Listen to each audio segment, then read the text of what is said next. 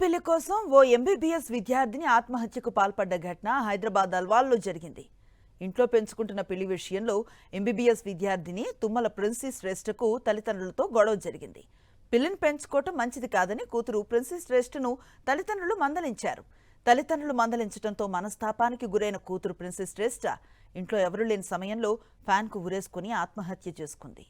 Complete details అందిస్తారు మా correspondent Ravichandra. ఏం జరిగింది?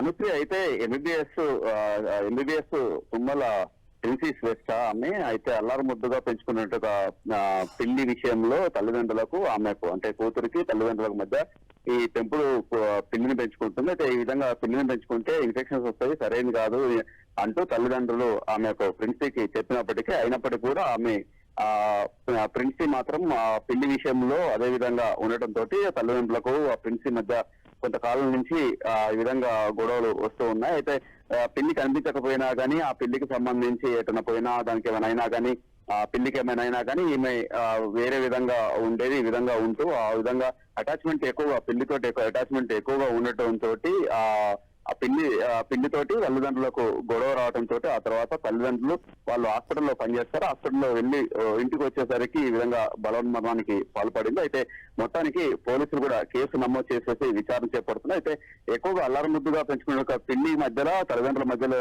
పెళ్లికి ఆ తల్లిదండ్రులతోటి గొడవ రావడంతో ఈ సంఘటన జరిగిందని చెప్పుకోవచ్చు. అయితే కొద్ది రోజులు గతంలో కూడా కొంతకాలం పిల్లిని వేరే దాచిపెట్టడం, వేరే పక్కకు ఉంచడం, వేరే గదిలో ఉంచడం తోటి కూడా ఆమె ఈ మనస్తాపానికి గురైనట్టు కూడా తెలుస్తుంది. కానీ మాత్రం పెంపుడు పిల్లి కోసం ఈ విధంగా బలవన్మరణానికి ప్రిన్సీ శ్రేష్ఠ బలవన్మరణానికి పాల్పడ్డది అనుశ్రీ.